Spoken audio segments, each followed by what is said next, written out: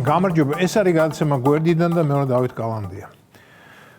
დიდი ყურადღებით ვაკვირდები ოპოზიციური ალიანსის მოძრაობებს და განსაკუთრებით მახალისებს ალიანსის ერთ-ერთი წევრი თამარ ჩერგოლეიშვილი, გიგა ბოკერიას უცვლელი მეუღლე. ვაკვირდები ძალიან ხმამაღალი ნათქვამია. მე სპეციალურად არ ვეძებ ინფორმაციას მის შესახებ, მაგრამ თუ გადავაწყდი, ვუყურებ და ძალიან მახალისებს. ღმერთმა მეტი ასეთი ლიდერი მისცეს ალიანსს და ოცნებას რამდენიმე ათეული წელი არაფერი დაემუქრება. ზოგჯერ ისიც მეფიქრება, ეს თამარი ოცნების კადრი ხომ არ არის მეთქი, იმდენად ექსტრავაგანტურად და კომიკურად იქცევა.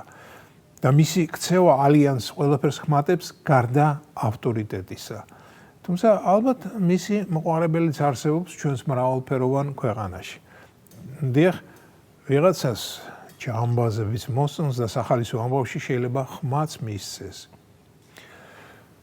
მახსოვს, როდესაც რუსეთის პირველ პრეზიდენტს ირჩევდნენ, მაშინ 6 კანდიდატ შორის პირველად ნახე ვლადიმერ ჟირინოვსკი. მისი გამოსვლები მაშინ ზედმეტად ხმაურიანი იყო და სულ მიკვირდა. კი, მაგრამ ამ კაცს რა უნდა მეთქი პოლიტიკაში? თუ არ ვცდები 91 წელი იყო. დიახ, ვფიქრობდი, ეს კაცი ალბათ ყველასთან წააგებს მეთქი. მაშინ ელცინი იყრიდა კენს, რიშკოვი, ტულეევი, მაკაშოვი, ბაკატინი. ეს გვარები ელცინის გარდა ალბათ ბევრს ახლა არაფერს ეუბნება. მაგრამ ვიტყვი, რომ იმ დროისთვის ყველა საკმაოდ ცნობადი სახე იყო. ყველა ჟირინოვსკის გარდა.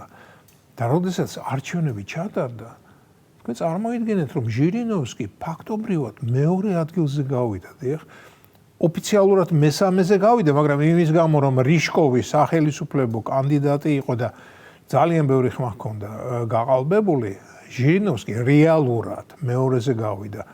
ანუ პირველი ელცინი იყო და მეორე ჟირინოვსკი.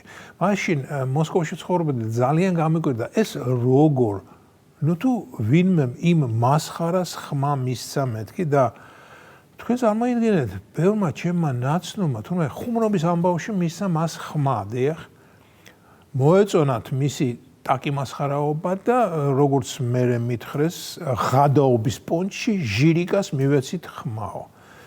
და ასე ხუმრობაში და ბწკენაში ის ჟირინოვსკი, რომელიც წესითა და რიგით არც უნდა მიკარებოდა პოლიტიკას, იმის მერე სულ წინა პლანზე იყო და რუსეთის პოლიტიკა ძალიან გამოადგა კიდეს, როგორც მისი იდეების გამხმოვანებელი. ანუ რასაც ახლა დიმიტრი მედვედევი აკეთებს, ამას ადრე გარდაცვლილი ჟირინოვსკი აკეთებდა. გამიგრძელდა ამაზე ლაპარაკი, მე კი ჩერგოლეიშვილზე მინდოდა მეთქვა 2 სიტყვა. და რატომ მინდოდა? იმიტომ რომ ერთი ფრაგმენტი დავიჭირე მის გამოსვლაში. მან თქვა, რომ ახლა ჩვენ მომავლის გეგმაზე ვმუშაობ და მერე ამერიკაში წავალთ მის დასამტკიცებლადო.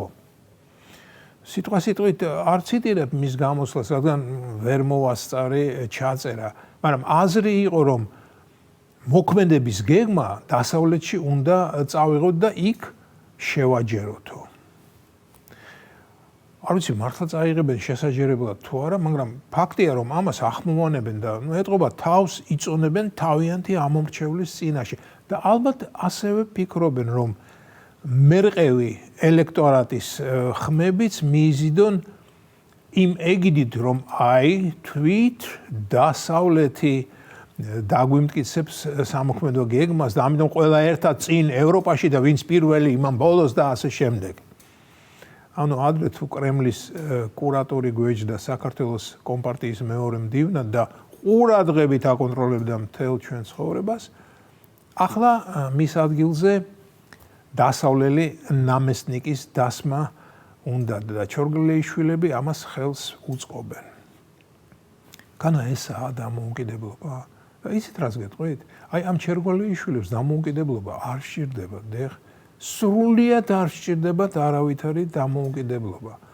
პირიქით, მათ დამოკიდებულება სურთ, რათა ყოველთვის ყავდეთ უხილავი ან ხილული მფარველი, რომელიც მხარს დაუჭერს და ფულსაც ჩაუჩხრიალებს მათ უძირო ჯიბეში. და იმ მფარველთან რომ ირბინონ პერიოდულად მუღლზე ეამბორონ და ანონიმკები დანოსებით და საჩივრები მიუტანონ. დამოუკიდებლობა არა იხვი. დამოუკიდებლობა დიდი ტვირთია მეგობრებო. როდესაც 1861 წელს რუსეთის იმპერიაში ბატონყმობა გაუქმდა, ბევრი გლეხი არ იყო ამით კმაყოფილი და ზოგმა ეს უბედურებად აღიქვა კიდეც. თუმცა ამაზე მოდი სხვა დროს ვილაპარაკოთ. მოკლედ ჩერგოლეიშვილის ალიანსი გავიდა რეგიონებში. რეგიონები მართალია ალიანსს არ დახვდნენ და ალიანსელებს იქ ერთმანეთთან მოუწიათ ლაპარაკი, მაგრამ მე რა, თავარია ალიანსის ისტორიაში ჩაიწერა, რომ მათ რეგიონებში კარდაკარ იარეს და დასავლეთსაც ამის შესახებ უპატაკეს. დასავლეთმაც ალბათ მათ რაფინადის ნაჭერი გადმოუგდო. რა სასაცილო ეს ყველაფერი. უფრო სასაცილო იქნებოდა ეს სხვა ქვეყანაში ხდებოდეს, მაგრამ სამწუხაროდ აქ ჩვენთან ხდება და ჩვენი ჰუმანური და ფრთხილი ხელისუფლების ხელში ჩერგოლეიშვილები დიდხანს იბლატავებენ. და ბოლოს ალიანსის წევრებს შორის გიგი წერეთელი ვიხილე და ჩემდა უნებურად გამახსენდა ჯორჯ რომეროს ძალიან ძველი 1968 წლის ფილმი მიცვალებულთა განთიადი. საინტერესოა, რატომ გამახსენდა? ეს იყო გადაცემა გვერდიდან და მე ვარ დავით კალანდია.